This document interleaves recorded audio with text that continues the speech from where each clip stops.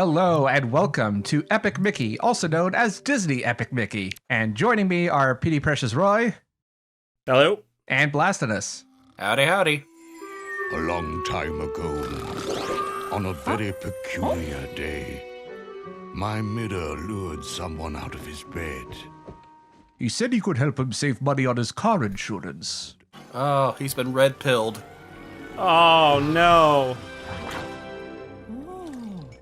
Mickey, don't start looking up QAnon. Please don't. I know that a Q kind of looks like the shape of your ears, but please don't do it.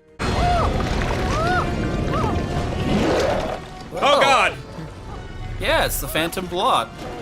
He about to find out.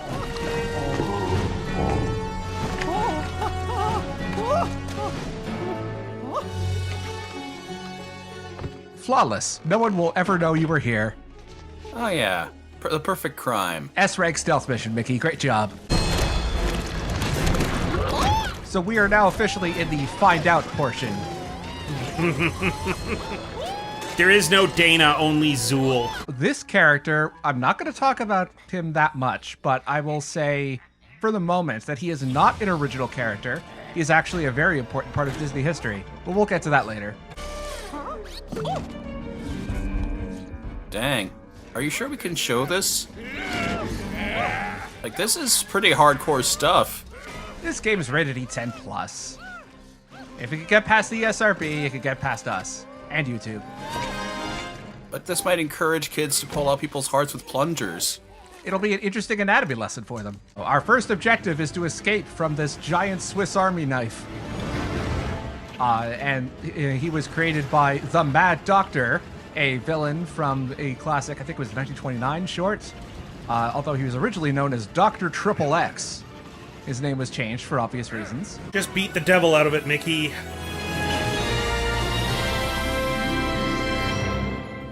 You collected ears? It is a collectible pin. For those of you who may not know, collecting and trading pins at the Disney theme parks is serious fucking business. So this is a nod to that hobby. The design for this area is based mostly on Sleeping Beauty's castle as it appears in Disneyland Paris, formerly known as Euro Disney. Why are we wanting to harken back to that? Because, I mean, they're still losing money on it. They gotta make it back somehow. Although I guess it's appropriate that the evil, sinister castle is in the theme park that's failing. Yeah, that's a recurring theme. This area is known as the Wasteland, an area for cartoons that are forgotten and obsolete, or that never were. Just like Paris. The entire city, not just the theme park. Gus, please stop trying to Let's Play. That's my job. One of the things I really like about this game is that it does an excellent job of introducing like a morality system with real choice and consequence, but it does it in a system that a younger audience can understand, because this game is meant for like those 12 and under.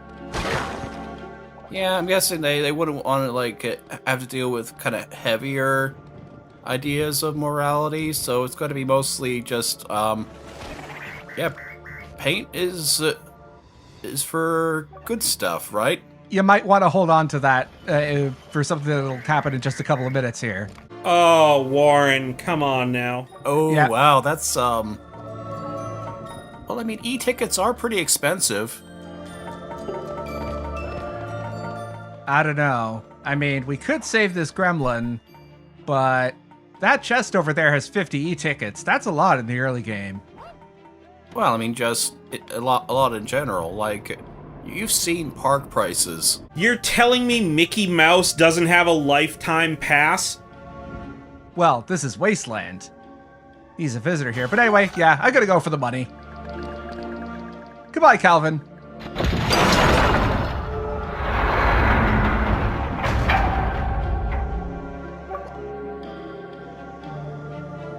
Ah, hush, Gus. You're not our conscience. You're a pretty shitty conscience. All you're teaching me, Gus, is good people will go through life poor. What's the screen doing over here? Well, it looks like product placement. I can't believe whoever developed this game let Disney have product placement all over. It's shameful. Yet another gameplay mechanic. We have these 2D traversal levels, which is how we get around areas in the world. And each of them is based on a classic Mickey Mouse short or some other kind of Disney media. You might have heard of this guy. His name is Roald Dahl. Very famous author, mostly of children's books. But his very first children's book in 1943 was called The Gremlins. And he wrote it coinciding with what was at the time going to be an animated feature based on the Gremlins that was canceled. The book came out, though. What were the Gremlins like in that book? Well, that's the thing. You might notice they have aviator goggles and whatnot. And that's because, in fact, the very concept of a gremlin itself comes from the Royal Air Force. That during World Wars I and II, the airplanes used by air forces were notorious for being complete pieces of shit. And in order to cope with their planes constantly breaking down, something like a 1940s version of a meme developed, where they blamed all of their mechanical problems on gremlins that were interfering with the ship. Are they the same kind of gremlins that steal like one of your socks, but only one of them? Yeah, they're pretty much. In fact, we as a society would not have the concept of gremlins were it not for the Royal Air Force. So I guess what I'm saying is that you should thank Adolf Hitler for having the Gremlins movie. Thanks, Hitler. The way this game's morality system works, it basically rewards you going out of your way to help people and take the long way around.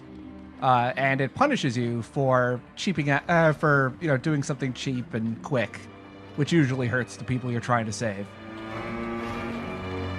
I don't know, like, throwing that guy off into the stratosphere did get you those tickets.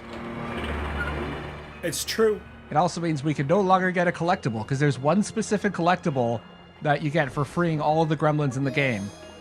And now we can't get it. Oops. Oops. If the Guardians are Navi, then Gus is more like, I guess he's more like Midna. Only with not quite as much personality. By the way, if you want to have a really boring drinking game, take a shot every time that a text box is exactly one word too long and it has to go onto another text box. My question is, who's actually going to care about the rides? Like, it feels like no one else is here. Oh, there was another one word too long text box. Take a shot. I should start a counter for those. Examining the machine! Hey! Everything in this world runs on paint and thinner. I mean, it is a world that was invented on a tabletop. Like, it's all basically models that have just come to life. Well, the ones that are still living. Isn't that right, Mickey? What have you done? Believe it or not, this game was considered a letdown by most people because it wasn't dark enough. Uh-huh. That I actually do remember. The long story short is that a lot of the concept art that was leaked a couple of years before this game came out was never intended to be in the game. It was basically the artists doing their best to, like, test the limits of what Disney would accept for a darker Mickey game, and essentially they wanted to get an idea of what they could get away with. And a lot of the stuff that was leaked out was the stuff that was rejected. They were never going to accept American McGee's Mickey. Just wait until we get to see all of Mickey's ear augmentations.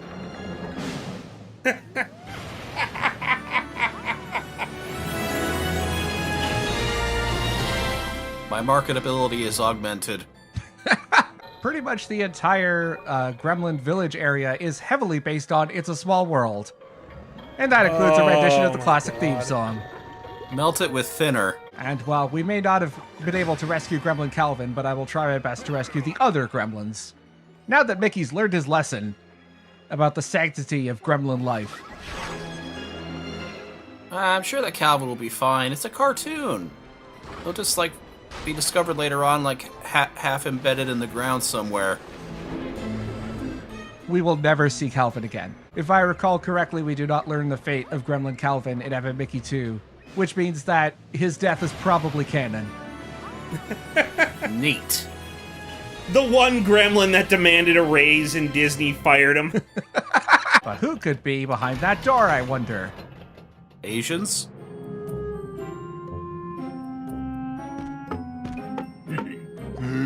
Helga! Yeah, it's Big Bad Pete dressed up as one of the creepy Dutch dolls from the It's a Small World ride. Oh my god, this is the stuff of nightmares. Well, no, he's not Pete. He's Small Pete. Legally distinctive. There are, in fact, multiple versions of Pete, including just regular old Big Bad Pete. This is the Wasteland. It is for characters who are forgotten or, like, scrapped concept art. Basically, it's the equivalent of, like, a cartoon senior's home, which that means the implication of this game starts out with Mickey Mouse, the hero beloved by all, destroying a senior's home by accident. Excellent. Great job, Mickey. Bravo. Seriously, though, it's Pete. He's going to betray us at some point. They betray us at every point. Wow, 2 dialogues in a row where the text box was just too short. And a third! Let's just say that the second game rectified that problem to the point where it is completely saturated with all voice acting. That's one of the reasons why I won't Let's Play Epic Mickey 2. Despite the fact that I actually kind of like that game. It's a guilty pleasure of mine. But nobody shuts up. Excuse me, they're charging us money in order to save the world. I mean, the gremlins still have to eat. Just because they can teleport anywhere they want doesn't mean, you know, they still have to have something resembling food, presumably. What, do they eat the tickets? Yeah, you know what? Let's go with that. That actually makes sense. Yeah. So, Steamboat Willie was not the first Mickey Mouse cartoon. It wasn't even the first cartoon with synchronized sound, but it was the first cartoon that had voice acting. Whereas previous synchronized sound cartoons were just, again, synchronizing music. And perhaps more importantly, it was also by far the most popular cartoon to have synchronized sound in its day. Uh-huh. So take that, Flesher Brothers. What has Popeye done for you recently? Betty Boop? More like Betty Poop. Pete has been a bully to these gremlins for a long time, as some of the dialogue is established. And Yeah. I guess that I guess they want to make him feel miserable. And Yeah, you know, that's kind of Pete's thing. Small Pete or otherwise, he's always going to be the bully. but Small Pete is definitely on the lower tier of the bullies. There's a Pete's convention, and he's always the one that comes last. He has to sit in the back. This is definitely one situation where we want to fill in the pump with paint, because it unlocks access to the first gold e-ticket. Woohoo! We're rich! And now I know how to synchronize your audio. Fantastic. There are a number of rewards and other items in this game that are mutually exclusive. I think it takes 3 full playthroughs to get true 100% for this game. Because, again, because of a number of rewards, could only be gotten through one path or another. Well, thanks to the morality system, maybe you could do multiple playthroughs. I've decided against it just because I want to leave some of this game unspoiled in case people want to play it. I'm totally not doing it as an excuse to not play more of this game, and, you know, the Wii Remote motion controls are tough enough on my hands as it is. You may notice that some sections of the floor are much brighter than others. They are made of tune, and if you really wanted to be a dick, while the enemies are on that part of the floor, you can thin out the floor and they die instantly. Or the sweeper could do it for you, Yeah. I don't know. We gotta cross that bridge. Maybe we could just bring the entire tower down. Oh man, you destroyed a national landmark. For a bridge. This marks the second game I can think of where the Eiffel Tower is destroyed. The second one being Modern Warfare 3. It truly is the Tokyo Tower of France. Yeah, destroying it is how you know you're destroying France and not just Toronto, because that's in every movie. Well, Toronto pretends to be every city but Toronto, is the thing. I do not remember seeing any action set piece where the CN Tower falls over and explodes. Though I would kind of like to see that. Preferably if it fell on top of the Sky Dome, or the Rogers Center as it's called now. There, free idea for anyone wanting to set a disaster movie in Toronto. And now it's time for the boss. Eventually. Just gonna admire. I like how he moves like an old animatronic from one of the old theme parks. I mean, yeah, like these side-scrolling missions definitely have kind of a like you're running through a museum. Ugh! Why did they do this to me? I'm gonna have nightmares tonight. Oh, you have no idea how much worse it's gonna get. Oh. This is the boss fight from the end of Metal Gear Rising. Pretty much. Also, if you notice, the thinner shooting out of his arms looks distressingly like arterial bleeding. Sure does. Yeah, this is disturbing. So part of the reason why I'm doing it this way is because this is actually the canonical choice. According to Epic Mickey 2, at one point you go through dioramas that are basically like interactive versions of the boss fights in this game, and one of those dioramas is specifically the destruction of the clock tower as opposed to befriending him. Wonderful. This will be a recurring theme where every boss fight has at least 2 different ways of defeating them. There is actually, according to the Epic Mickey graphic novel adaptation, the reason why the clock tower has gone insane is because it spent the last 50 years having to listen to It's a Small World on repeat. Yeah, some idiot threw a bottle of thinner into this world. Wonder how that happened. Yeah, Mickey. Authorities are still trying to figure it out. Their only sketch for the criminal is 3 circles. Oh, is there another Pete? Like a not small Pete? There are multiple Petes. They're repeats.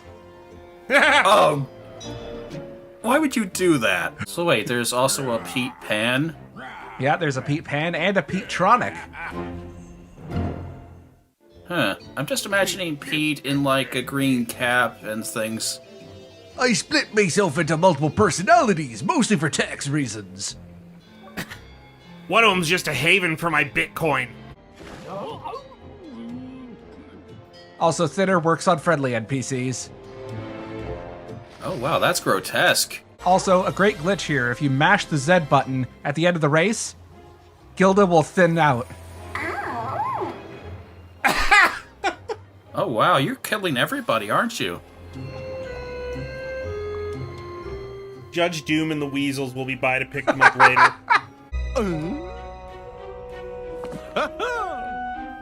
Oh my god. So this narrative beat is going to repeat a few times where we meet a character, they'll bring out all their bona fides, and Mickey will have no idea who they are. Yeah. It's actually pretty sad, especially the more it happens. Man, celebrity has really gone to Mickey's head. He can't remember anybody who helped give him his fame. It's almost like that's an intentional theme of the story. You think that we're ever going to see like any of the reject characters from like the 90s animated movies? Like all those like random Yeah. Imagine if there was a world based on like Simba and Nala's children from The Lion King 2. I would love that for an Epic Mickey 3. I was thinking more like all the like various classmates from the Goofy movies. Oh, yeah! Like that would have been kind of interesting. This straight to VHS world. Hey, that's not a cutlass. That's a 2D JPEG of a cutlass. Maybe you were right about Pete investing in Bitcoin. These aren't pins, these are NFTs! They're non-fungible tuned objects.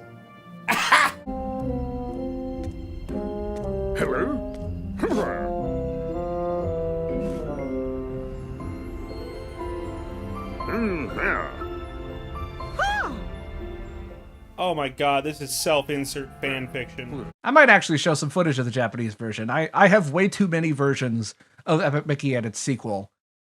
I don't want to ask how many. Actually, try to think of it. Got the original North American release, the Japanese release that was imported of Epic Mickey 1, and then for Epic Mickey 2, I have versions for Xbox 360, the PC version that I imported from Europe before all of Disney's games went on Steam, and then again on Steam, just for kicks, you know. So that's 5. You have an Epic Mickey problem, dude. Hey, the first step to solving a problem is admitting you have it. It's true. Maybe you shouldn't bring up that one. Mickey's melodrama is the one with blackface in it. So much blackface. Oh, no! Like, at one point, Mickey uses the soot of a fireworks explosion as makeup. It's so fucking bad. Oh, dear. Oh, my God. But yeah, like Clarabelle Cow, like, usually mentioned in the same breath as Horace. Yeah, in fact, I believe they're an item in the comics. They certainly are in this game. Yeah, like in the comics, they were, like, I guess paired up because they kind of were both in the same era or whatever. I should point out that in my notes, I have Mickey's melodrama 33 is the one with blackface in caps and 3 exclamation marks. That appears to be a head in a jar. Oh, my God. Well, hi, Goofy. I didn't expect you to see you down here. 5 billion lives were snuffed out on Judgment Day, but it didn't prepare us for the war with the machines. You're not too far off, actually. Well, maybe Warren Spector could write the Terminator Kids spin-off that we all want. Oh my God! Do we really want to, like, put him back together? I think he's scary enough when he's just a head. Say, Mickey, could you push me over by Sarah Connor? Yuck! No fight but what we make. I'm not even going to try to do the voice. I don't think that anyone's ever going to forget about Mickey. Not if, like, the company has anything to say about that. But I mean, who's to say that, you know, beneath the egotistical veneer that Oswald doesn't, Oswald might actually have a little sympathy for the devil here. And by the devil, you mean our friend here in the red shorts. I was referring more to Walt Disney's legal team, but sure, why not? This is interesting. That is actually a real car. That is the Fiat 500, also known as a Topolino, which is the Italian word for mouse, as well as Mickey Mouse's name in Italian. And in a complete coincidence that I find very funny, my mother is currently between cars, and her current rental is also a Topolino. Just by sheer coincidence. So, oh boy, Gremlin Prescott. We're not going to see much of him in Epic Mickey 1, but on the very rare off chance that I actually do Let's Play Epic Mickey 2, you are going to want to remember Gremlin Prescott. That reminds me actually of, like, you remember those, like, waddling, like, duck thingies, like, with the horn-like noses in Alice in Wonderland? Yeah, now that you mention it. And the telephone's not kidding, by the way. If you let Prescott into Mickey's house, he will fucking destroy the phone. So, weird thing about the telephone. The telephone uses male pronouns in Epic Mickey 1, but in Epic Mickey 2, the telephone has female pronouns. And you know what that means? Woke Disney has struck again! The first ever trans telephone! The horror.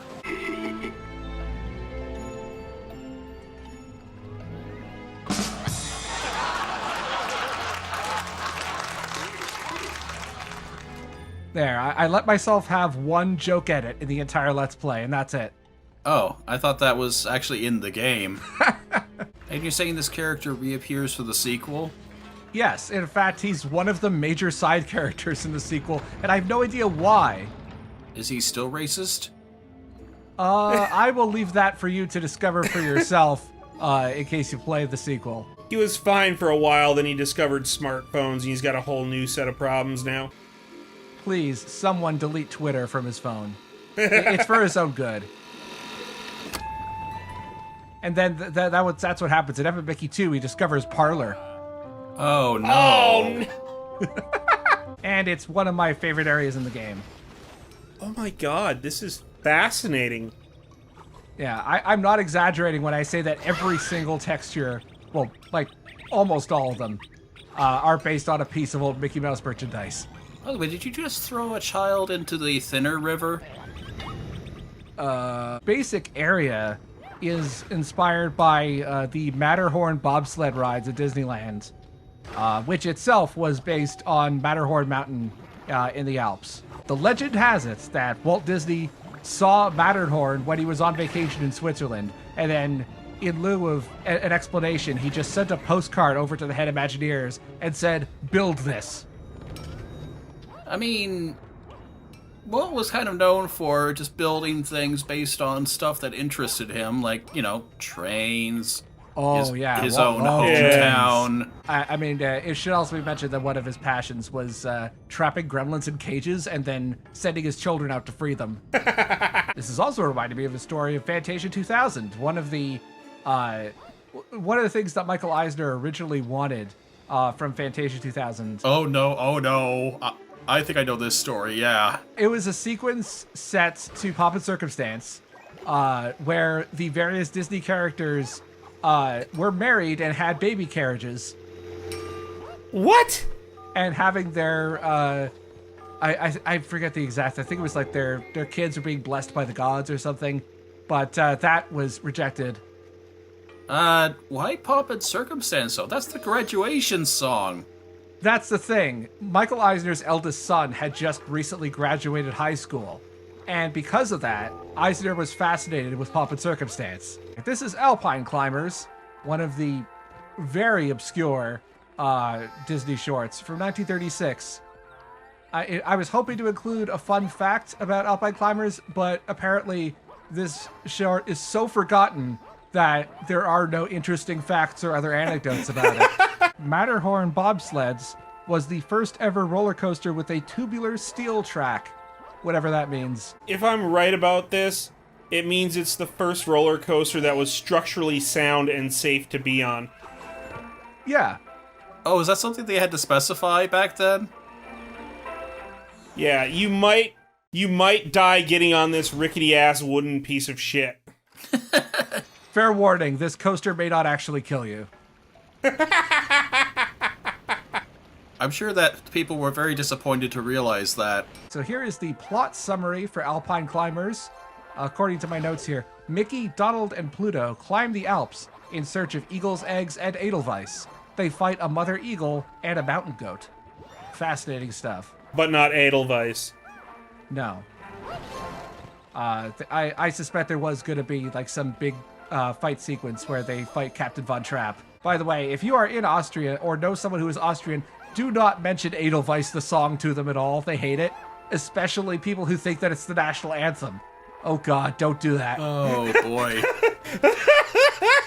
The Billy Goat Herd song was originally in the Thunderstorm scene because My Favorite Things was sung to Maria by the other nuns in the stage version, which is probably one of my favorite changes in any music movie adaptation.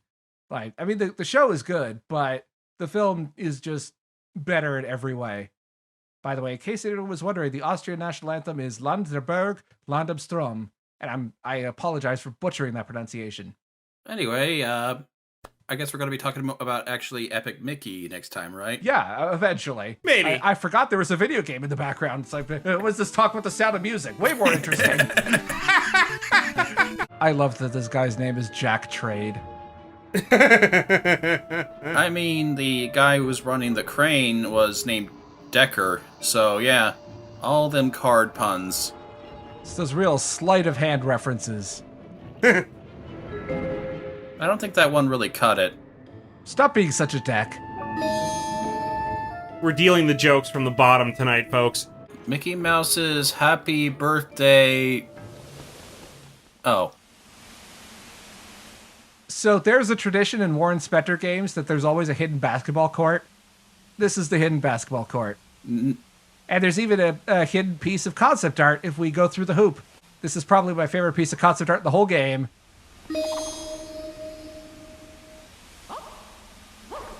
Masterful. Wow.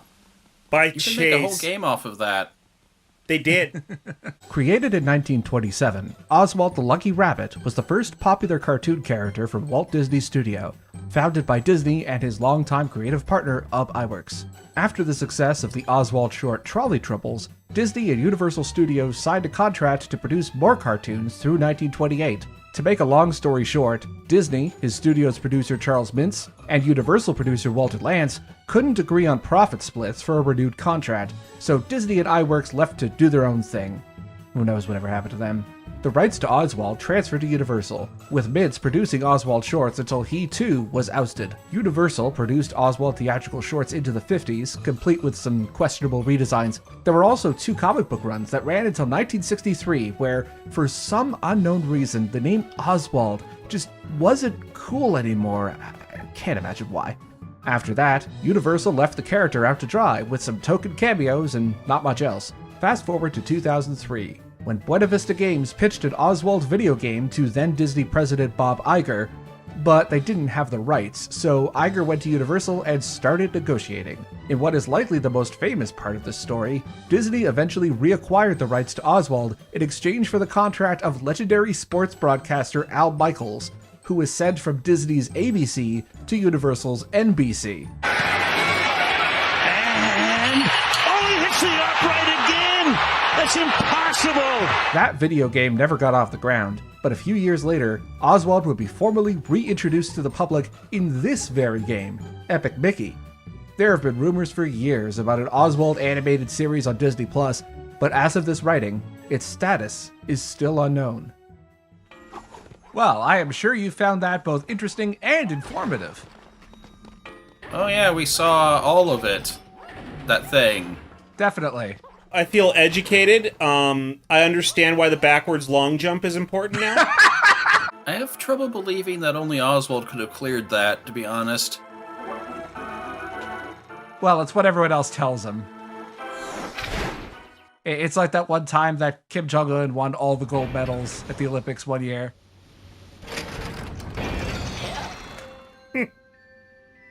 So we're actually just outright comparing Oswald to a despot now.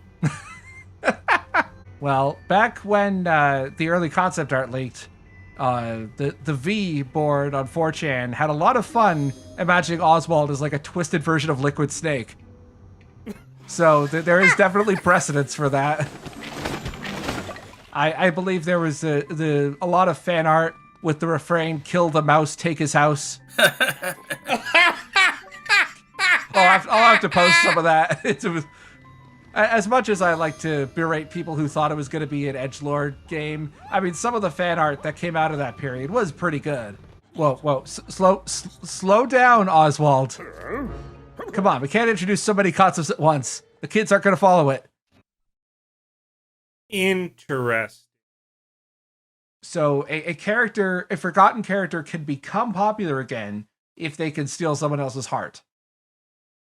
Of course, they won't be able to maintain it if they can't keep up the goodwill with the public, but still, that's the basic idea behind this. So at what point will somebody just try to, like, Kali Ma Mickey? Also, I hate to interrupt you here, but there's a very interesting glitch here. You mash A at the end of this race, and you can do it again. This is the only race in all of Gilda's races that you can do this. Oh, is there something we can get from doing this glitch? Yeah, we get a duplicate power spark. So we won the original race, and then we could do it again and get another power spark for it. Oh, look who it is. Hi, Oswald. Hey, mouse. Did you like my sunglasses? We turn our backs to Oswald. Aww. But you turn around. That's good. However, there's a glitch. If you go into first person mode... Aw, you son of a bitch. Yeah, it's kind of easy to tell that he knows who we are. I've noticed. I've never seen more mice burnt in effigy in my life. And Goofy did mention that he was last in Tomorrow City and this area around it. This area is actually called the Ancient Ruins. Not Goofy, animatronic Goofy. Animatronic Goofy, exactly, yes. The Goofinator.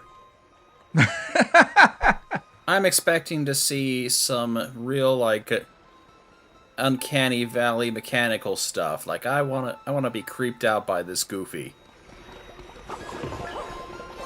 Well, you might. 5 Nights at Goofy's. Some of the architecture here might be based on one of the more obscure Disney animated films, Atlantis: The Lost Empire. Talk about Disney media that no one remembers. I mean, I liked Atlantis. It's a pretty good film. Yeah, I don't think I ever actually saw Atlantis, but there was a licensed video game based on Atlantis that I remember because it was one of my first futile attempts at speedrunning when I was maybe 11 or 12 years old. This was almost 20 years ago now. I mean, the thing I love most about Atlantis is that it's got probably like easily the largest body count of any Disney film ever made. They even joke about how many people get killed. Maybe I'll have to watch like a Saber Spark video essay about it or something. I mean, you could just watch the movie. Like, it's good.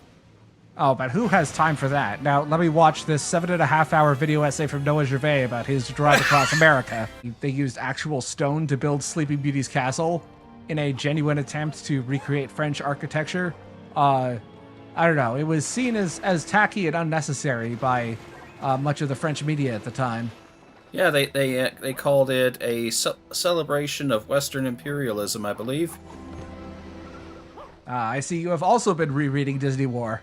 Of course I have. I've read it like 2 or 3 times. The audiobook is also very good. I'm glad that Gus has kind of spoiled us on the entire challenge here.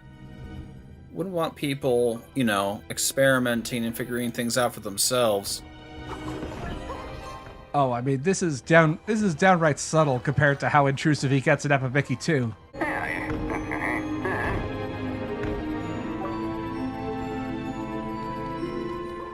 But you are a dog. Don't think about it too hard. So a fun, I guess, fact about Plutopia. In Pluto's dream sequence in this cartoon, he has this rivalry with the cat, as previously mentioned. The cat pretends to be hungry constantly.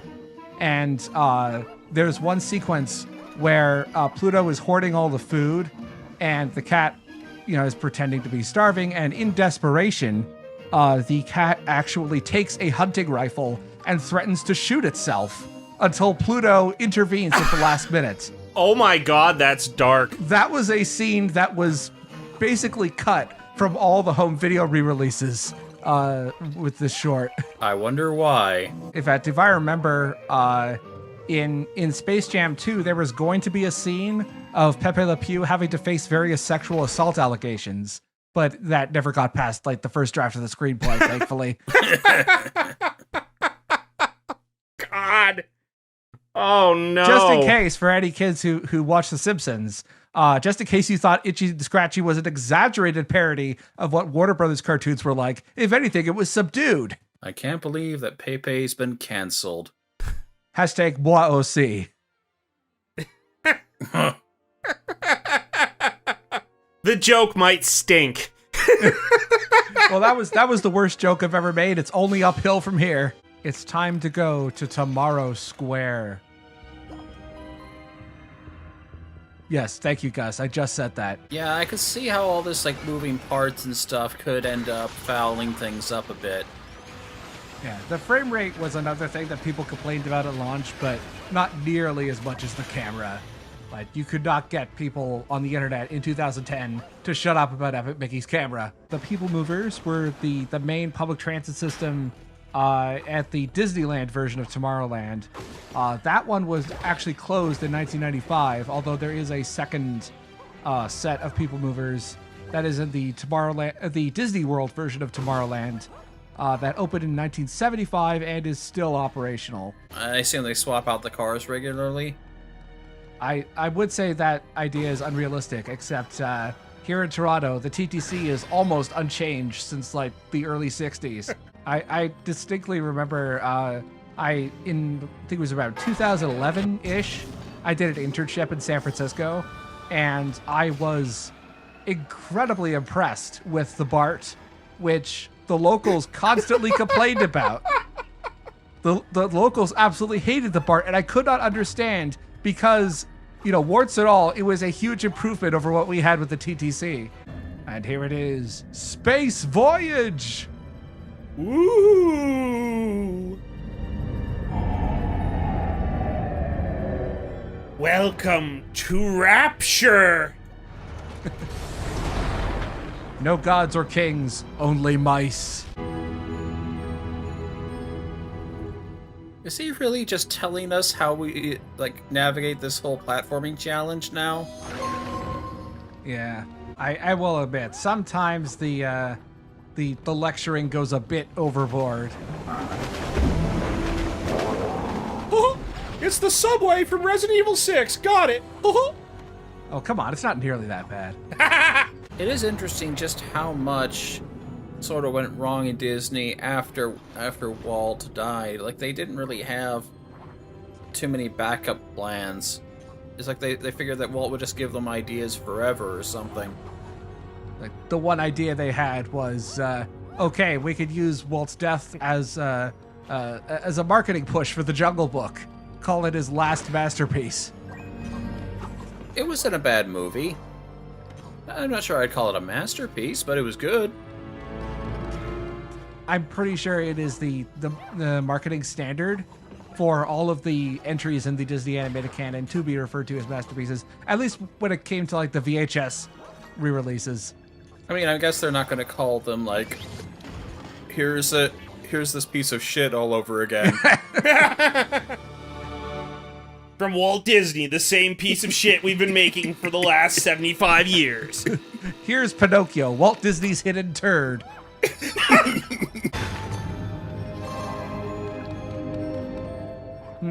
Well, I mean, Mr. Rover did say that his dog was missing. Oh, I thought they meant the other kind of dog tags, like... Mr. Rover was still having PTSD flashbacks about Cartoon Nom. It's Tron! Yeah. It is just basically Tron. Like, they're not even trying to hide it. The only way it could get more Tron is if we started racing motorbikes. Oh man, a light cycle race would have ruled. Sorry, Petetronic. It's time you got VAC banned. So this boss is, it's just a Zelda boss mixed with a bit of Crash Bandicoot. Very pattern based.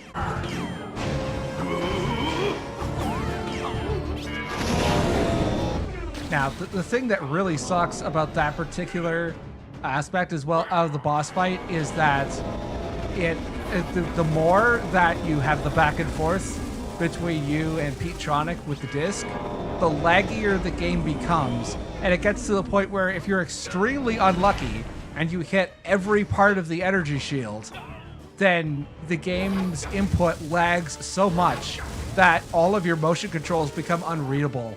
And then on the last part, the disc hits you, there's nothing you can do about it, you have to start it all over again. This is actually really cool. I say it's more interesting to look at than it is to play. Is he actually real, or is he just like a robot or a program or whatever? It's never really explained, but each of the Petes are themselves alternate. They're not alternate personalities because they're separate beings, but they're different reflections of Pete, I guess. All of his multiple facets. It's like Killer 7 if the Smiths were actually different people. It's multi-petacy. And the database where you can look all of them up is the Multipedia. Oh, that's terrible. I'm here for the dad jokes. It's Pete and repeat. No, we already did that one. The good jokes are starting to peter out. No, they bear repeating. So, congratulations, Mickey. You are responsible for helping in the criminalization of youth culture. Oh, no. Oh, wait, we're putting these kids in jail? Yeah. Yeah, Pete's the sheriff around these parts, and apparently the equivalent of racial profiling in this universe is just Oswald's kids. Oh, no. Oh. Wait, how many can we get in the cell? You get at least 100 in that cell. Come on, just stuff them in there. Pete, Peg-Legged Pete wants the other Pete's back in Main Street, and yeah, for instance, he's talking about Pete Pan now, who's the other Pete in Ventureland. There's a Peter Pan? A Pete Pan. Pete Pan, right. Oh, no. It's actually literally a Pete who's dressed like Peter Pan. Yeah, we'll be seeing him in video 11, I think. Yep, my mind went straight to the tights, too. Don't worry about it. I feel like we're doing a lot of Horace's homework for him here. Yeah, he's got to stand in front of this desk and what appears to be like waving down airplanes. Yeah, unfortunately, he lost his job as a in air traffic control after the Thinner disaster. All the planes went down.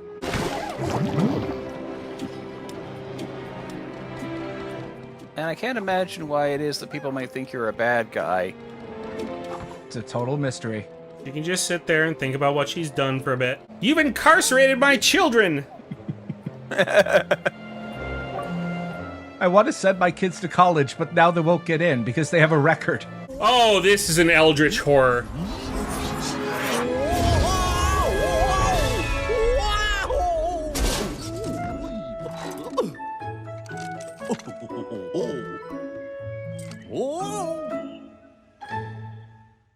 I feel like he might be missing a few parts there. Yeah, we will never be able to find his right arm. It's only the finest of detective work. How are you even supposed to know that these footprints are here? Do you just keep on spraying until things They are appear? very faint on the ground. Okay, that's not as bad as I was assuming it was. So you're covering the ground with luminol so that Mickey can find Yes, all the bloodstains. Exactly. Okay, I got you. The wonders of paint never cease. Get the black light, Goofy! There sure is a lot of semen on this bed sheets. Crash Bandicoot's lawyers are on the phone. And they back out when they realize that Naughty Dog is trying to sue Disney. Hey, it's Smee! What is Smee doing here? Ooh, cyber pirates. Well, actually, more like steampunk pirates. They're off to copy that floppy. Ye wouldn't download a pirate ship. When it comes to justifying stuff in universe, it's good to keep in mind that anything that looks like a Disney property you've heard of is probably some sort of knockoff or replica that Oswald made out of jealousy, which means that Disney gets to sue Oswald for copyright infringement. Ah, just as terrifying as before.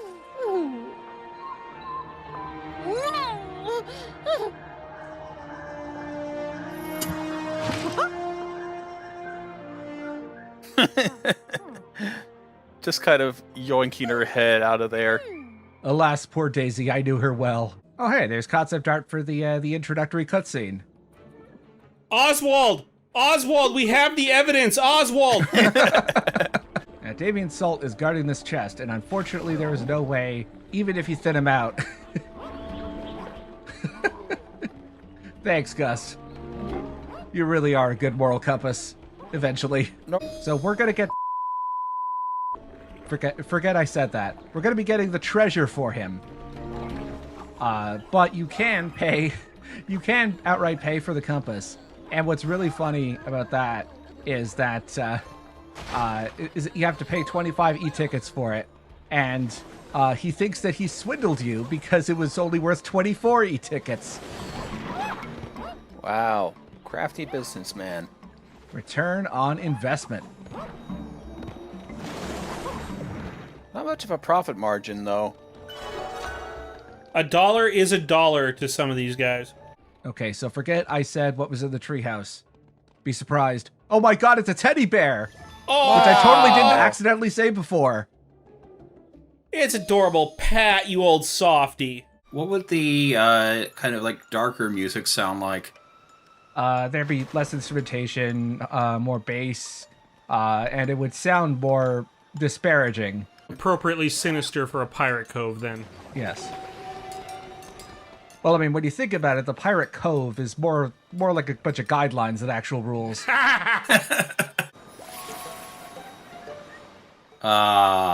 Very cute. Also, remember when I said, I think it was back in Video 3, that there was a reference to a 2000s gaming webcomic? It's in this video.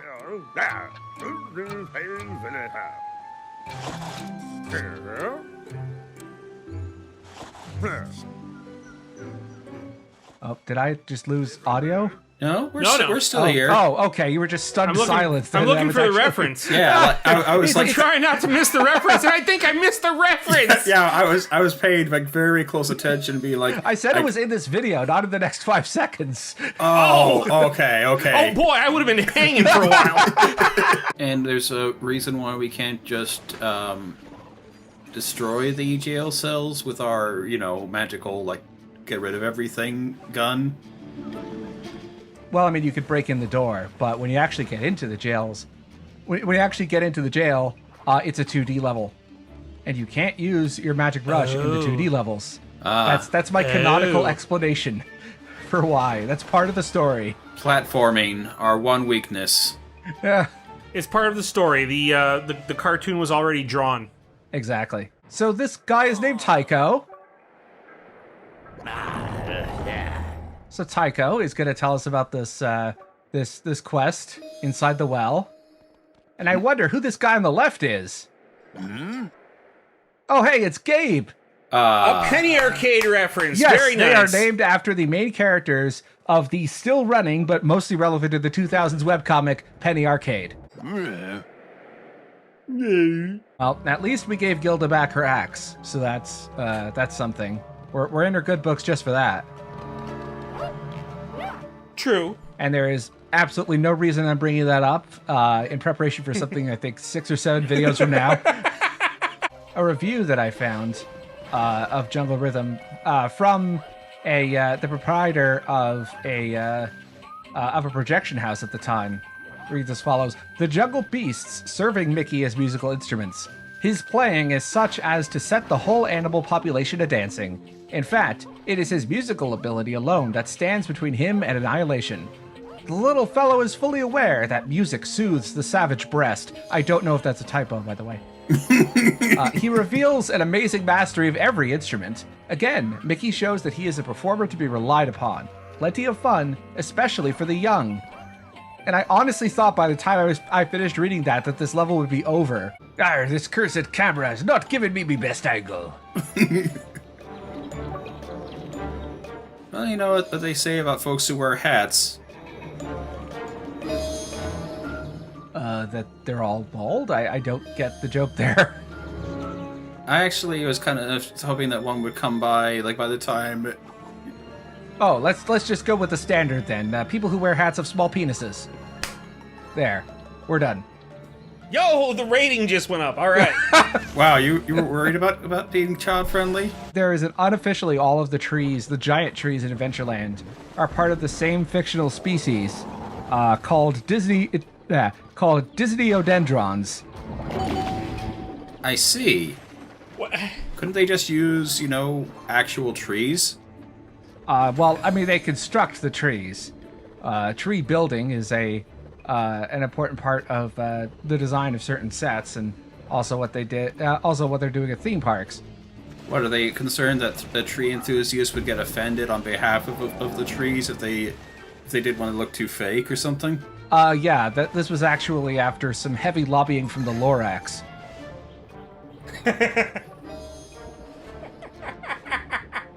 There's also a bit of an influence from the Swiss Family Treehouse from 1962, which originally closed in 99, but was then reopened a couple of months later with a Tarzan rebrand. It was Tarzan's Treehouse.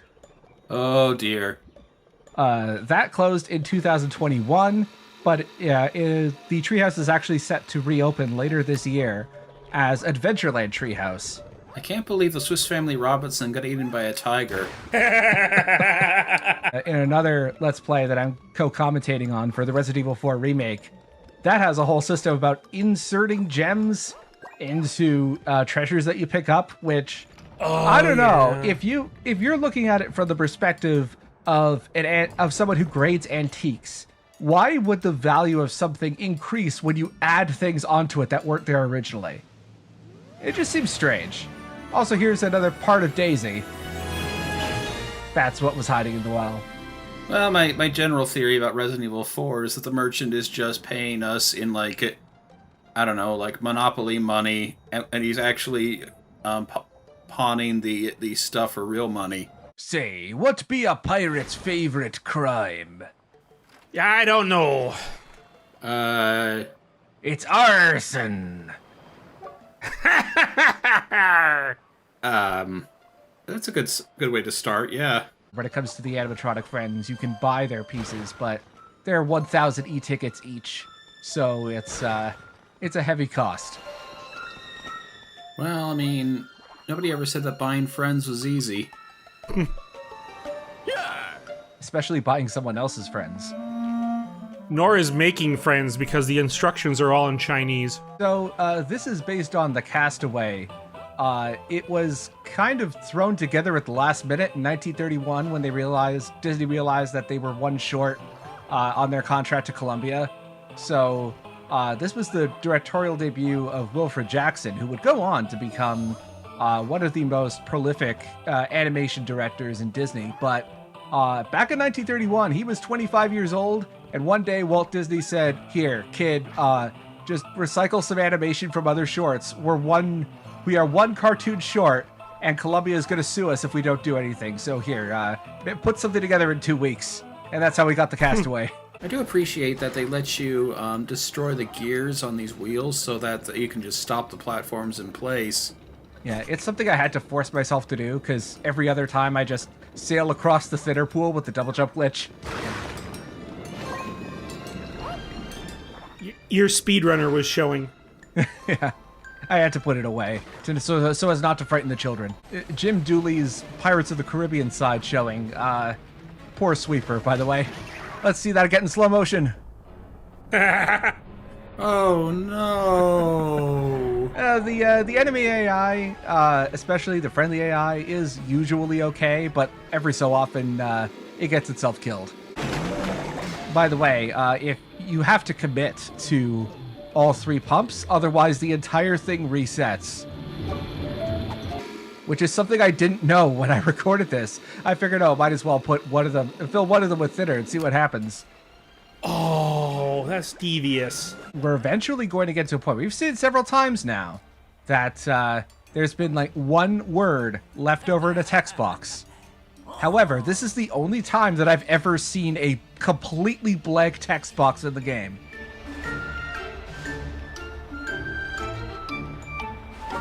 Wow. Good job, Rigger Green. You're unique.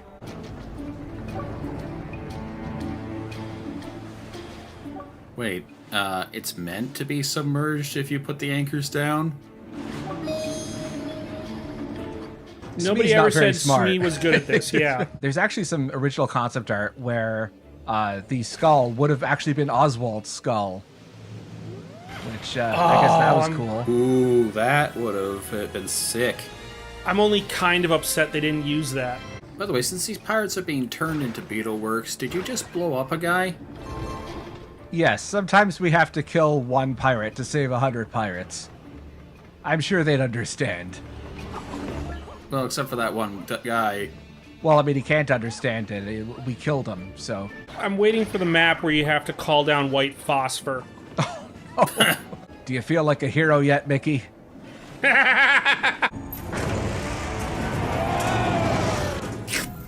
Slurp. Screwball.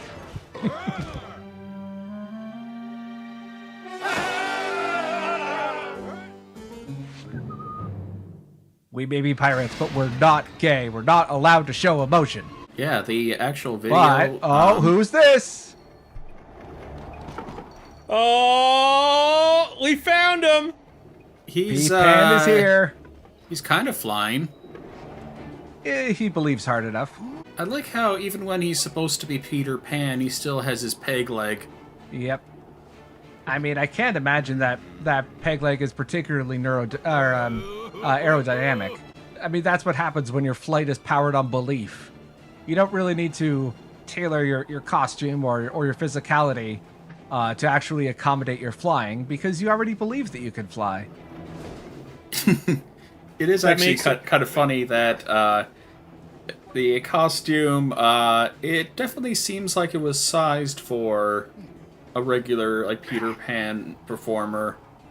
Yeah, Like it was sized for someone maybe a third of Pete's size. Man-Robot Thing is definitely my favorite series of Capcom platformers.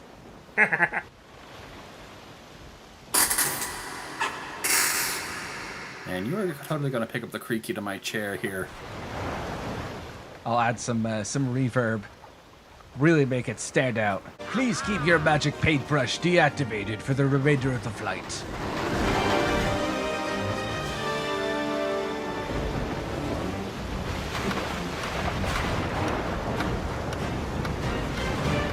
Well, you can't see the crocodile because the subtitle is blocking it, but trust me, he's there.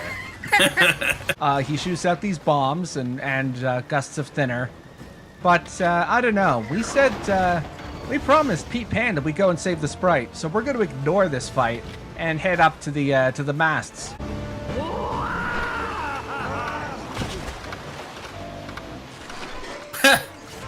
Sorry. Beautiful.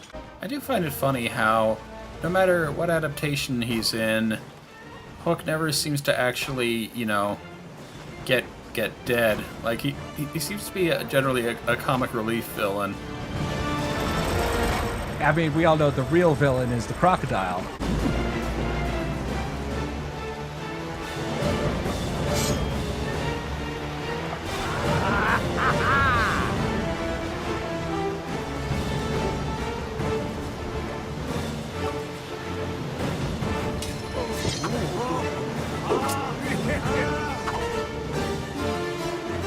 You can tell that whoever animated this cutscene spent like all of their lunch breaks watching old Disney cartoons.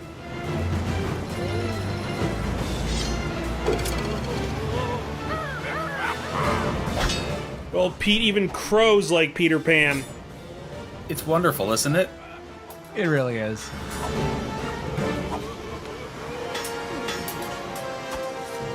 Okay, yeah, like, I think I'm kind of like this one as well.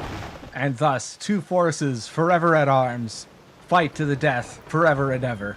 I guess that means that Smee's the captain now? Yeah, I guess so. So they're going to be dead in 2 weeks. I give them 6 months tops. Finally, my time to shine. Oh God, why is everyone dead? he just turns his back and everyone falls over. Thus is the life of Shmee. Oh, perhaps Mickey should have left us to die after all. Oh dear. We have fun here. This guy is Jim the Puzzled. Yeah, these are the side quests that show up if you help the pirates. So if you actually want to do pirate side quests, you have to deny this displaced people access to their homeland.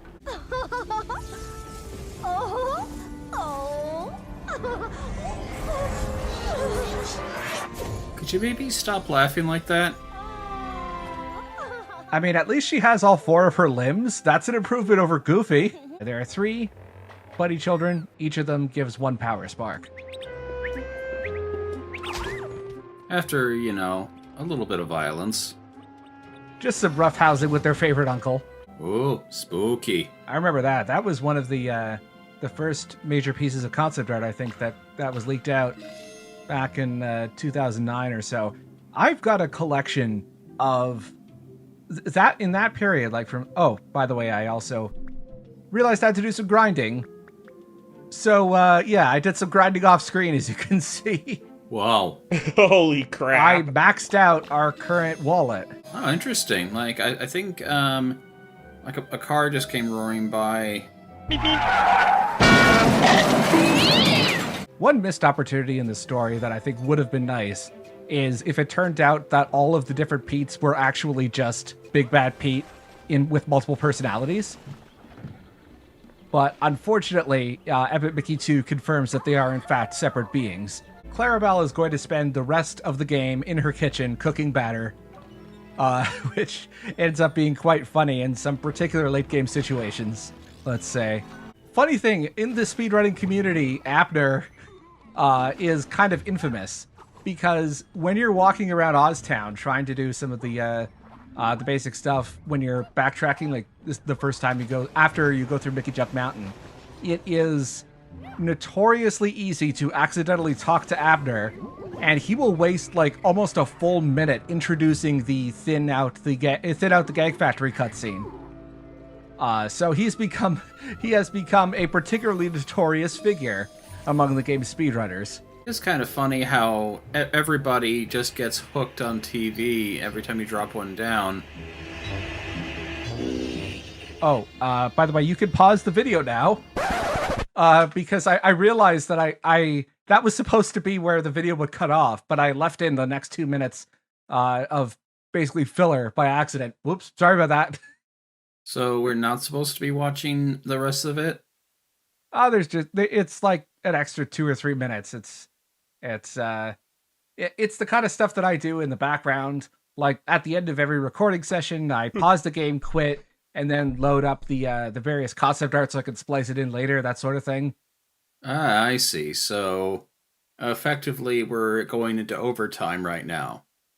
Yeah, you get to see a bit of the behind the scenes magic for yourselves. It is interesting. Like, previously we were just getting all chummy with pirates, and now we're becoming pals with ghosts without really worrying too much about it. Say what you will about Mickey, he's at least quick to try and make friends with anyone he finds, even if he hurts them, it's usually by accident. Now, there's a guy named Lewis who could really use that badge of courage, but Mickey woke up choosing violence, and he has decided to sell out this person he's never met. I'm sure that whatever happens to them, it'll be okay. Huh. I mean, it's not like we'll be seeing Lewis or anything. Oh no, it's Lewis! This is just not his day. I suppose it is appropriate that we're doing these quest lines here in October. Yeah, it is October 1st.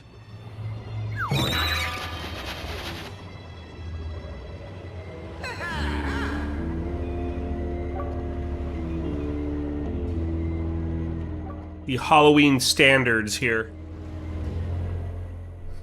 And I totally planned that out. Well, looks like whatever side quest potential Lewis had has just been completely shot. It's a good thing we'll be helping the ghosts. Oh, no. Behold, the majesty. Face of true evil.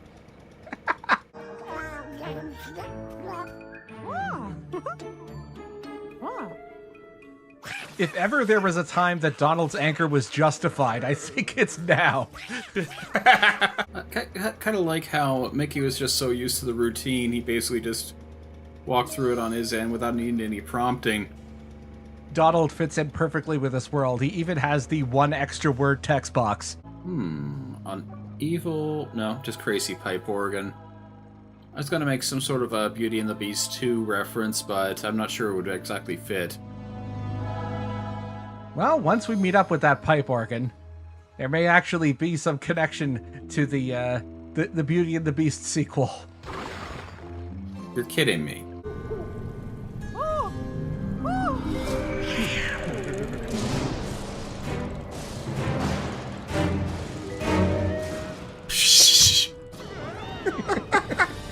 I love this cutscene. If this game had been made like maybe 10 years later, through all of these Disney acquisitions, does Disney own the rights to the Evil Dead franchise? Because I could see a world themed around that in a more teen-rated Epic Mickey game, perhaps. They don't, but in a weird sort of way, they own the rights to Alien. Oh. Oh, that could be an idea. Yeah, I could see that working. We can take that a step further. That technically makes Newt a Disney princess. Yes, and the Xenomorph. Yes. It's the Mad Doctor. He's upset you desecrated all those graveyards. Or gravestones. All right, this guy is in this game, isn't he? Yeah. I stole this from Dr. Wiley. I mean, we haven't seen him since, what, like the first few cutscenes? Yeah. He is a villain, a proper villain all of a sudden. He wasn't just the tutorial boss. This feels like, they could have accomplished the same thing by having you, I don't know, walk through a door. But then we wouldn't have this sweet level based on the Mad Doctor from 1933. Which is also one of the 2 cartoons you can unlock and watch at any time from the extras menu. Because that's pretty cool. Yeah, you showed that one to us. It was kind of freaky, actually. Yeah, it was very much the runaway brain of its time, in that it caused parents to angrily send messages to any projection house that showed the Mad Doctor because it frightened their children too much.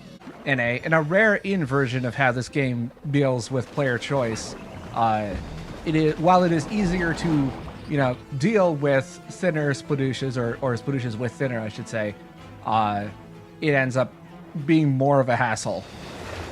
And yeah, the camera there, like, was perhaps not cooperating nearly as much, like when you get slapped into the wall.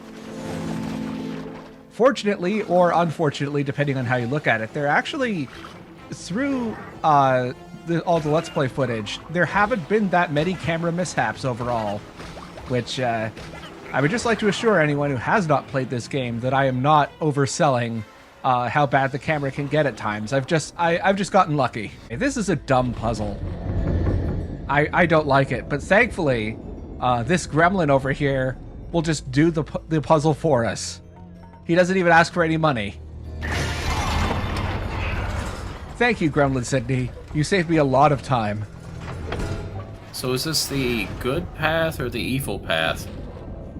It's a neutral path, as long as you just solve the puzzle. See, this is actually an inspirational story, because one day, yes, your useless art history degree will actually mean something, and it may even save your life. Like, I remember, one of the Mickey Mouse shorts, like, one of the ones that I saw, like, involving, like, Pluto, like, getting really fat off of dog treats and then bulking up after, doing all sorts of things to lose weight. I don't know if you've ever seen that one. Oh yeah, I remember Pluto tries the Atlas diet. Also, it is very heavily implied that the marble busts are actually vessels that contain the spirits of Constant Hatchaway's dead husbands. That does bring up a question, though. Given that in these Disney productions, quite a few things can just kind of come to life and start dancing around, is it possible that Mickey is, like, in order to get, like, paint and tickets, like, is it possible that he's breaking stuff that may or may not be actually alive? I think it would fit the tone of this game to say yes. So here's the thing. This chest, the one that has the axe in it, is the only one that will actually get destroyed if the Sploodushes explode on it. Oh. For every other chest like this, I mean, you can sit it out, but then you can paint it back again. Does not apply here. That's rude. Oh yeah, it's definitely rude. Thankfully, because we helped Leona with all of her stuff, she'll kill the slobber for us. Which, I'm not complaining, because slobbers in this game are pretty shitty. I don't like fighting them. Well, that was easy. That's also a horrifying death animation. My favorite strange fact about Mr. Watson is that one of his singing voice roles in live action film was for the film How Green Was My Valley, which these days is probably best known as the film that beat out Citizen Kane for Best Picture at the 1941 Oscars. Wow. Orson Welles was robbed. A little bit, yeah. And it was all thanks to Alan. Turns out it wasn't William Randolph Hearst who led that conspiracy against Orson Welles. It was actually Walt Disney. I should have known. That is a joke. Please don't sue me, Disney. Ooh. Oh, spooky pipe organ. Hell yeah, it is. Now, there is an organ in the Haunted Mansion, but it's regular sized. There's not much in this version. This is actually closer to, of all things, Forte from Beauty and the Beast and Enchanted Christmas. Wow, I mean, the one that it was sort of like a pilot for a TV show that never took off, or no? Yes, exactly. Maestro Forte. I think there was like also one for Cinderella I remember watching, and one for Atlantis. Basically, Disney has had a long and occasionally fruitful relationship with ways to recycle its old content. In the 60s and 70s, they did it by having a 7-year cycle where their old films would get re-released to theaters. And then in the 90s, there were a bunch of direct to DVD or direct to VHS or DVD sequels to the various Disney films. And then in the 2010s and 2020s, we have the Disney live action remake. It is just a new spin on an old idea. Mm-hmm. Oh, yes, and I forgot the whole Disney Vault thing. The FOMO advertising, yeah.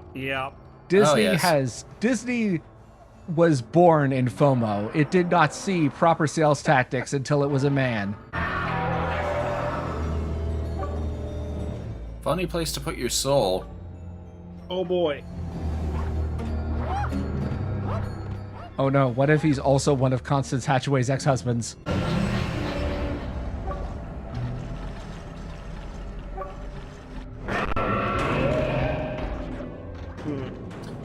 Suddenly robots? Yep, he will turn the Beetleworks on us if we thin out his keys. And there are some floating platforms that you have to use those anvil switches over there to raise them. And that's the only way out of this room if you decide to torture the pipe organ. Seems like more like it being doomed by stupidity. Yeah, it is very clearly, the right way is very obvious, and that's more of a joke at the player's expense. Yeah, this is the first time I've really noticed this in this game. It doesn't really cull or low poly stuff that often. No, not really. Wait, Mad Doctor, why aren't you singing? That's your whole gimmick. Maybe it's harder to write lyrics for songs when there's no voice acting. That's possible, yeah.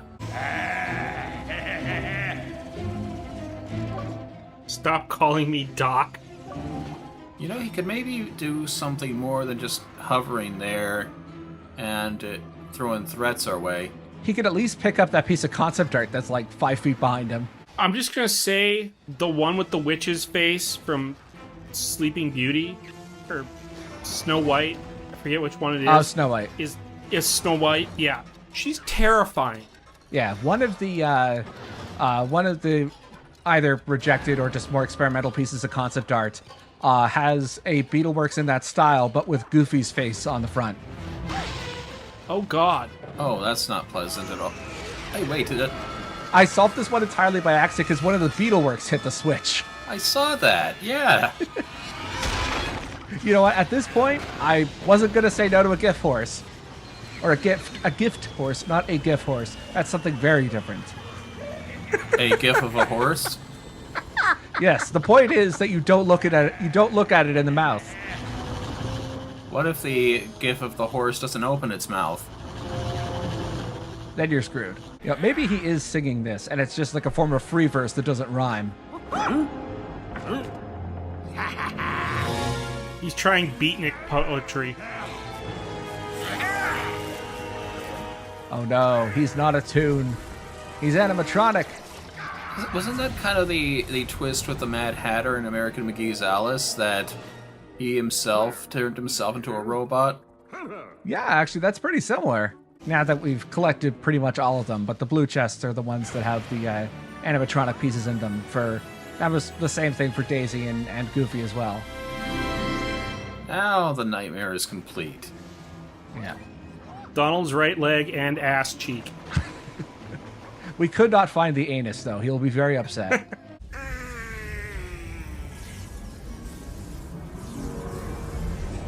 For no particular reason, I'm reminded that the Five Nights at Freddy's movie came out recently. I heard it was just okay. It's not bad. I understand that it's something where you do kind of have to understand the lore in order to really appreciate it, which is probably a sign that you failed as a filmmaker. Was Donald just juggling? Yes, he's juggling his head and his hat. And his cap. Oh my Let's not God. forget his cap. So this is fixing the bridges, huh? Yeah. That was a side quest that I think it was Metairie who gave us that side quest. Right, but there's still like these giant gaps here. Is that intentional? Well, I mean, I never said Bog Easy was an easy place to get around. Although it does mean that no one else has to double jump when they're trying to get around town. Still though, like if you got bad knees, you're just out of luck, I guess. Bog Easy is not wheelchair accessible. We just need to settle on Definitely that right now. not. They couldn't fit. Oswald's Wasteland Imagineers couldn't fit all of the wheelchair ramps into the theming, so they just said, "Fuck it, we're not going to do anything." There's a weird overlap. Because I'd actually forgotten all about this particular glitch that we're about to see in a couple of minutes here, but there is an overlap if you do the Voodoo quest first, and then start Gilda's Race in between. There is some overlap between the two quests. Although, thanks to another quirk in programming, it's actually not as bad as it sounds. I was worried that you're going to be like running across a quest trigger while trying to do the race or something. Well, that does happen. However, mercifully, the timer pauses during this cutscene.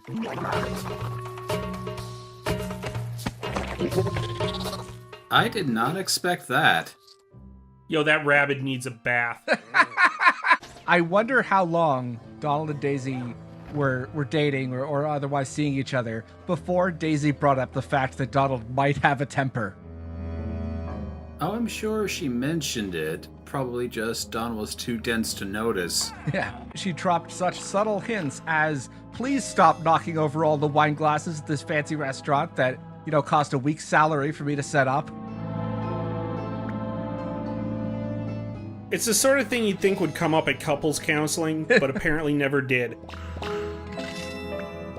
Well, the thing is that couples counseling isn't covered by their work insurance, because then Disney would have to admit that they were a couple and were also having sex, and that would go against the brand that Disney's trying to set up. Only major Disney character who's allowed to have sex is Goofy, and only so that he can mourn over his dead son Max. Wait, Max is dead? God! To Disney he is, yes. Well, that was quick. We already got the 30 power sparks for Marcus.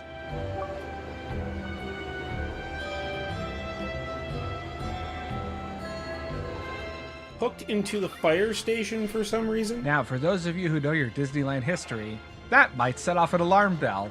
Perhaps one that the fire station would pick up and then send trucks over. Thin out the entrance here, and...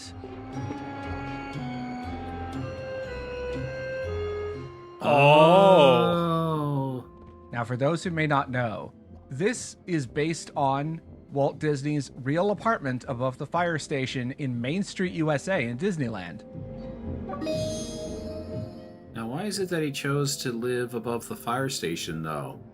I'm sure there's some significance regarding, his hometown of Marston, Missouri, but it might have been just out of convenience as well.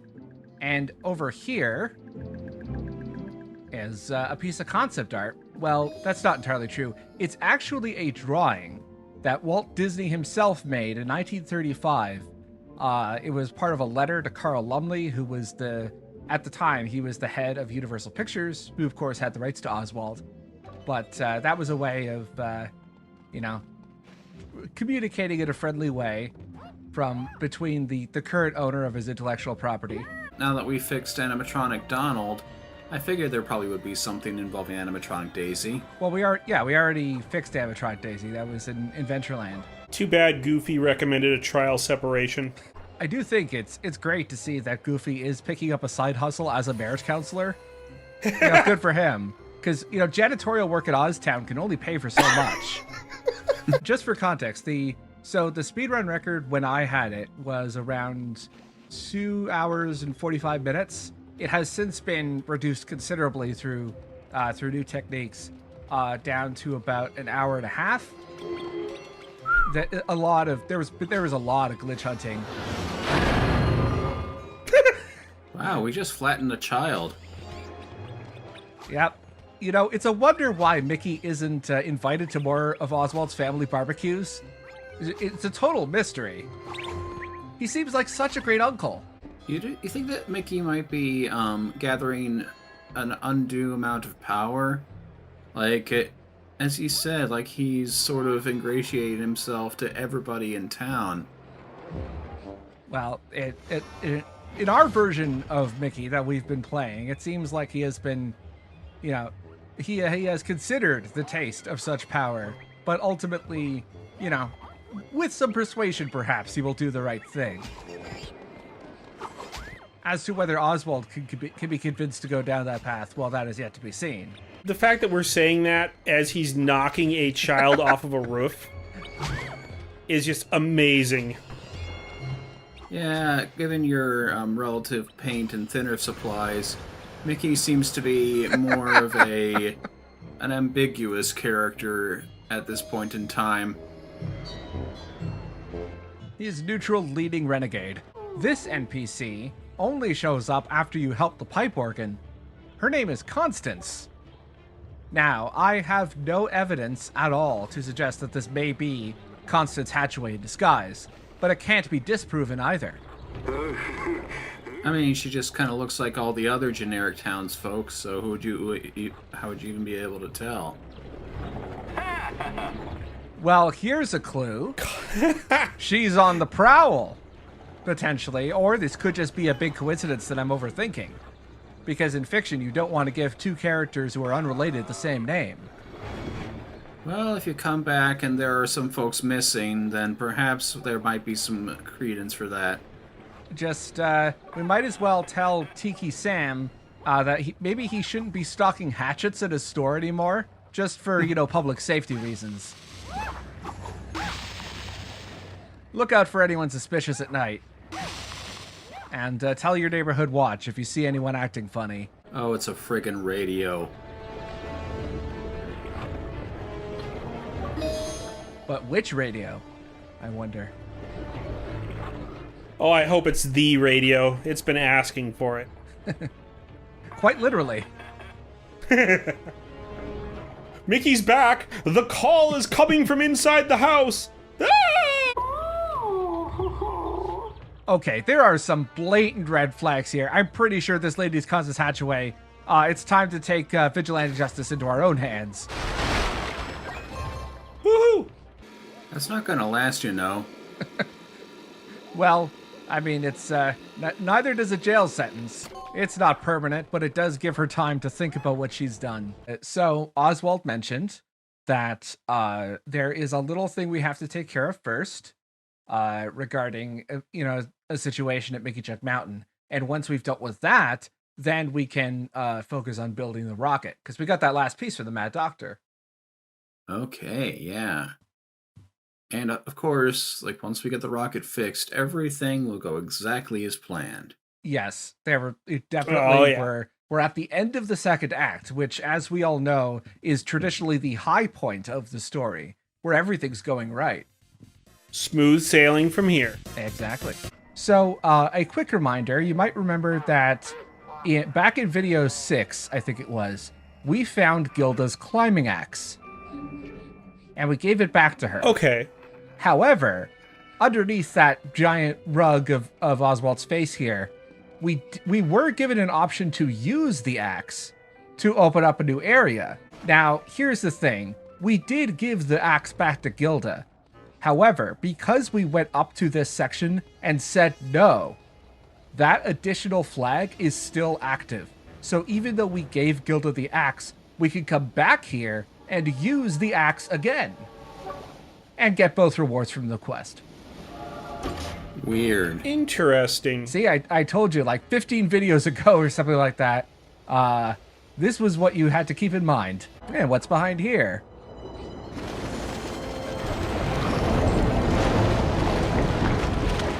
As dedicated is the word for this madness. Absolutely. This is a full diorama of every area of Wasteland.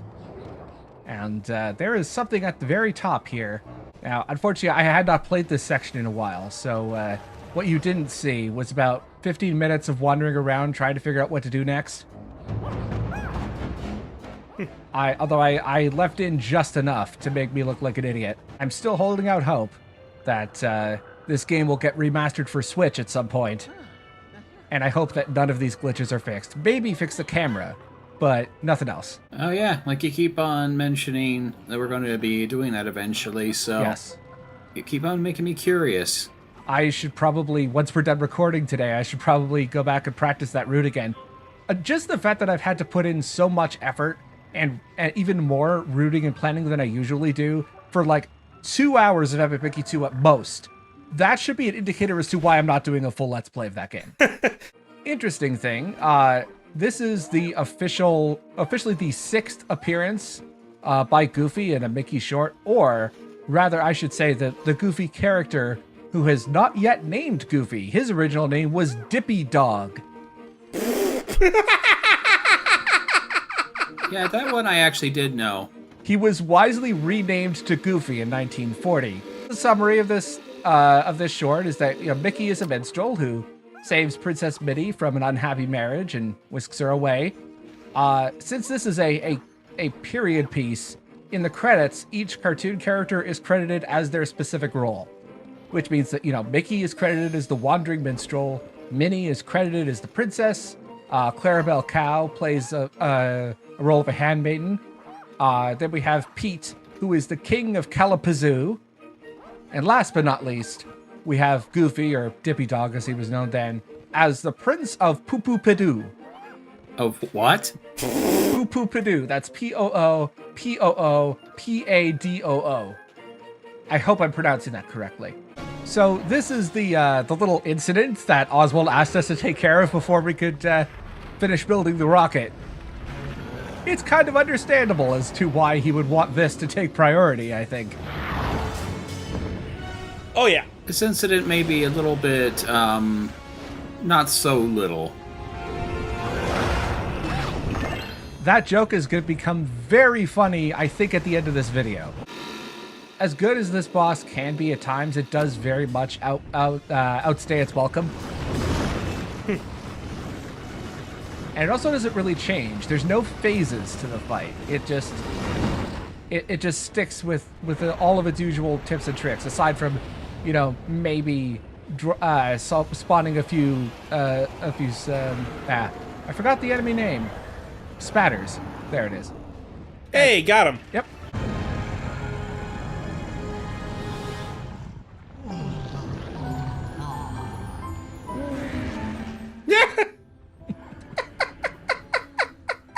This is why I wanted to do the paid version of the fight, because this cutscene between the two is adorable.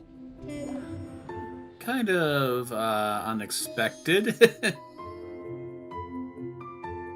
Okay. Are you ready for some plot? Oh, always.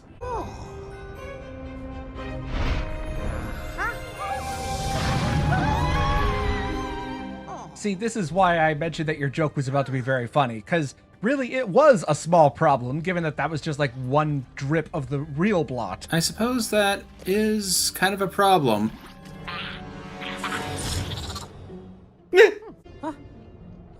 Mickey, I appreciate that you want to come clean. Do you think you maybe could have found a better time to have this conversation?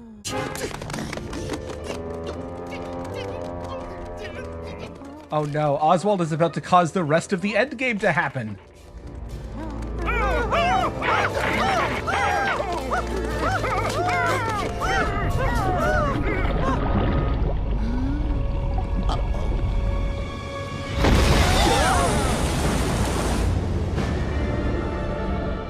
I still consider this to be Mickey's fuck up because it is directly related to something he did. Maybe this can be one of those, like, shared blame type things. Yeah. Oswald's reaction is very much a consequence of Mickey's actions. Oh, this is interesting.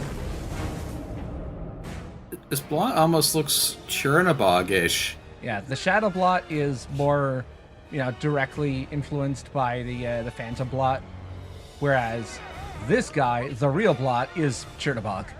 This is kind of brilliant. Things are pretty fucked up now. What the hell? It's that classic thing where, like, the hub that you were just thinking that you were safe in is suddenly under attack. Yep.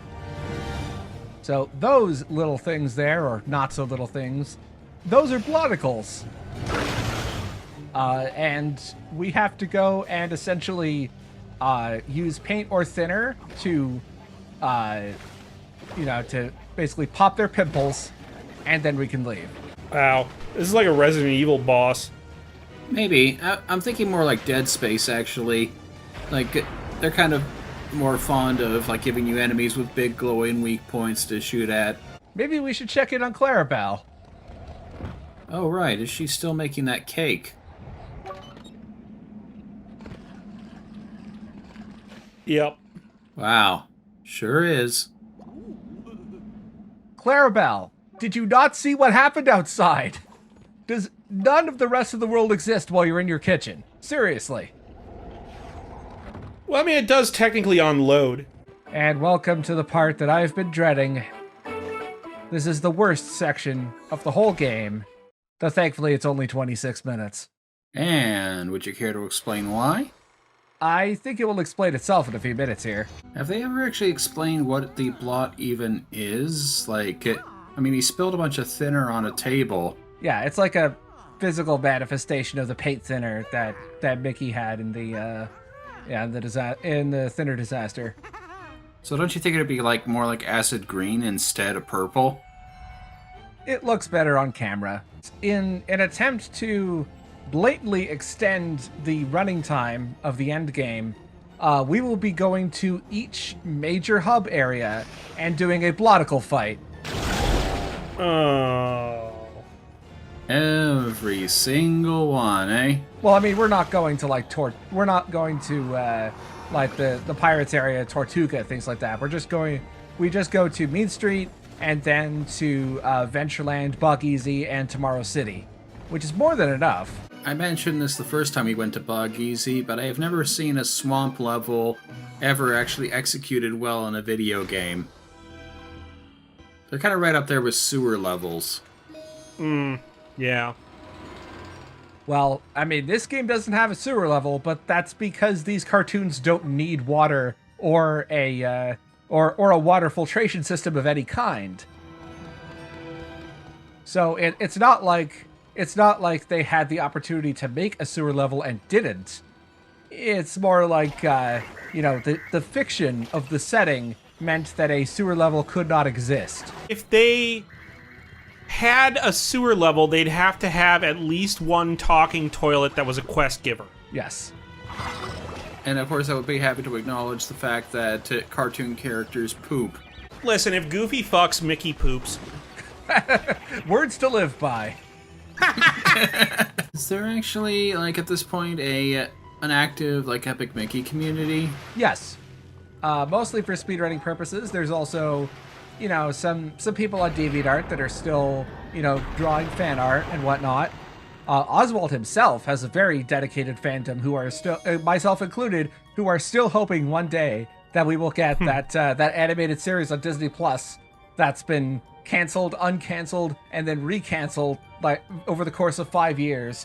I mean, I can see why people would want to watch a show about a guy who's like happily married, has a whole bunch of kids, and is kind of like burnt out and cynical about his lot in life. He may be happily married, but he is not happy. Oh, that sure was quite a crash.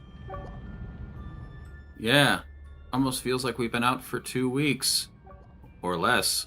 Yeah, hopefully less. I'm hoping that I can double the update schedule once we have all the videos recorded. And this was absolutely not the first time that we made this joke. There is an extra step for the Pate Path, which is an introduction to an old video game cliche we haven't really seen yet, and thankfully it's the only instance of this in the game.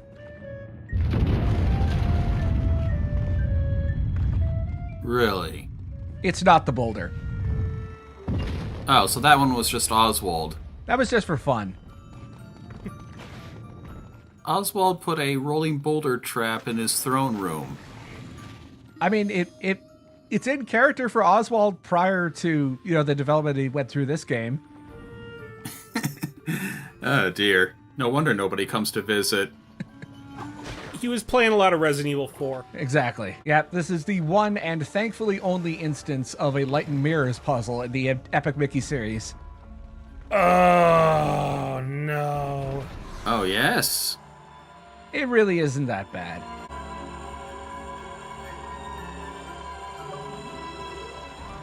Though, Gus, it's been 20 videos now. You can stop tutorializing already. No. Like, they gotta assume that the people that are playing this game are babbies. Oh man, someone's coming to visit. I need to swing all the gargoyles again. Well, well, I mean, Oswald used to use the chandelier, but he kind of once he started running out of money from having to constantly rebuild his throne, he changed things around.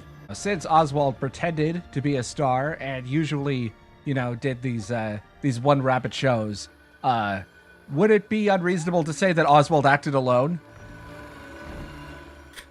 Oh, Jesus. Wow, dear. that pun was painful even for me. I don't know why I did that. Oh, God. Mickey, you're a firework. Or at the very least, you'll help to set them off. That's a bit of an intro there. Didn't figure we were getting some Katy Perry in there. That song was from the late 2000s, which fits the time period, I suppose. Oh, my God, it really is from the late 2000s. I'm old.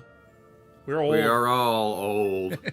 I don't think there have been that many speedruns of this game which have not experienced at least one death during this part. They went and did a meat circus, did they?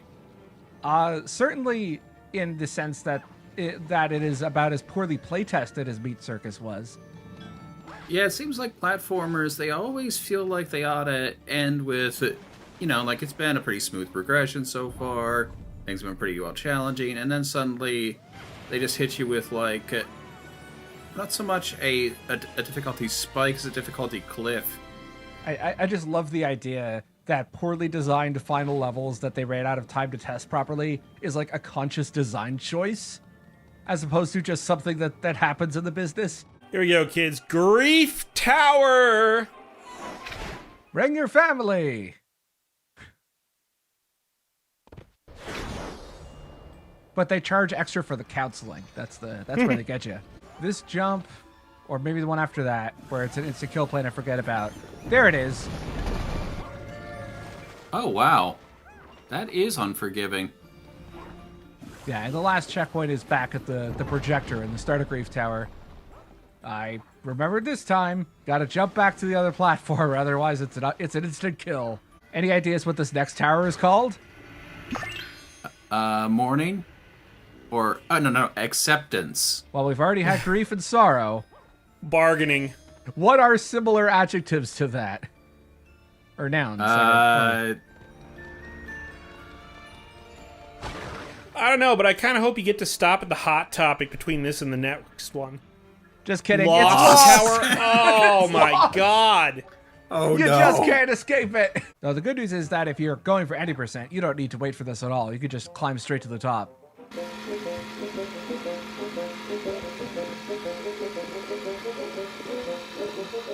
And our speedrun is being aided by the use of editing software, it seems.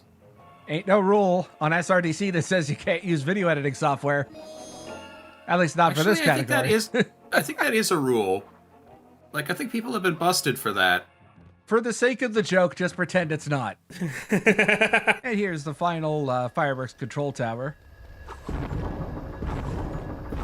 But no sign of the blot. Nope. Even Gus is suspicious. It doesn't seem like anything's wrong yet. I'm sure nothing bad could possibly happen.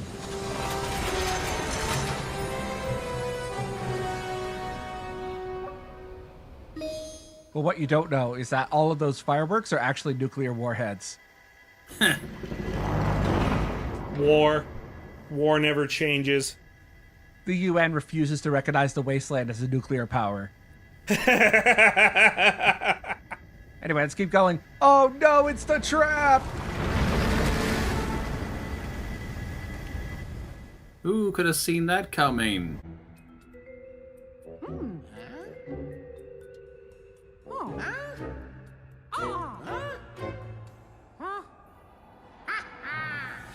And I guess off screen, Nope, very much on screen.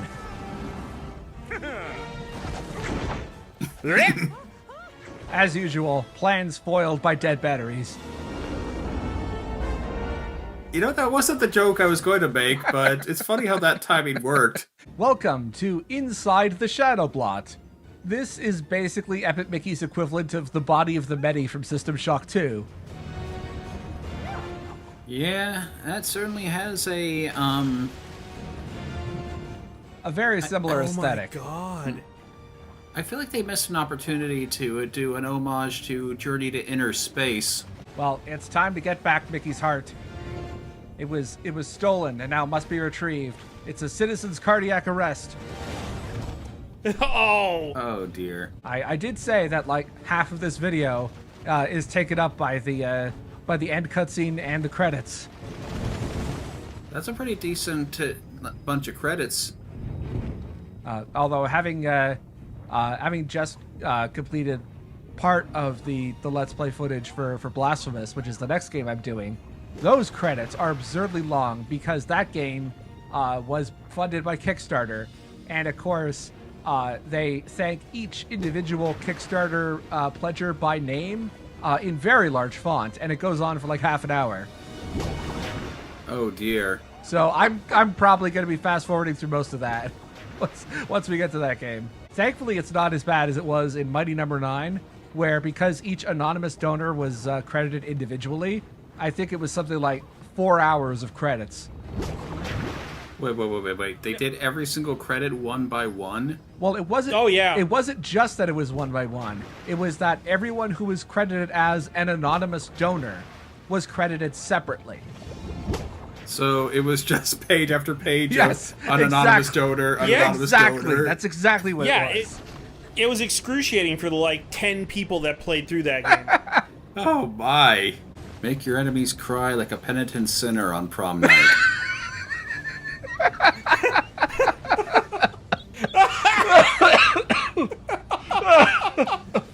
Oh my god! That's the joke of the LP, I think.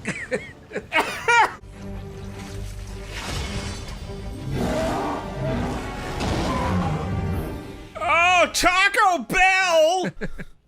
It's nothing, Blot. Just crunch up 2 aspirin, and you'll be fine.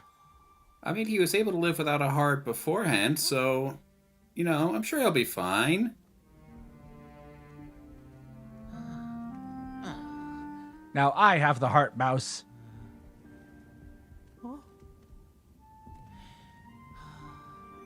Yes, I forgot to mention Epic Mickey 2 is actually just Oswald.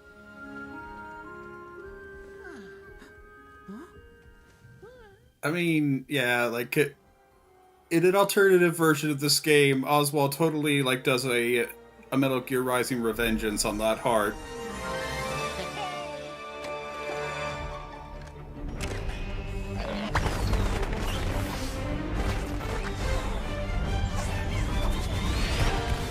We're still inside of it. Oswald, we're still inside of it. Dude, come on. Don't worry, they can fly. Wait, They can do what now? They fly now. They fly now? They fly now. So, the way that the ending works in Epic Mickey, it's kind of like the Fallout slides. In that there's one basic ending, but there's something of a montage towards the end here, which shows you the fates of various characters based on how you treated them in the game. And I also think the tone here is a bit more pessimistic if you decide to use mainly thinner. I see, yeah. I mean, it's the ending is still the same, but it's a tonal change. Well, that's not a Dark Princess castle at all. And of course, What are all these light colors doing in my kid's game? Get the hell out of here. brave, resourceful, and good of heart. I hope they become friends, and perhaps more, perhaps even brothers.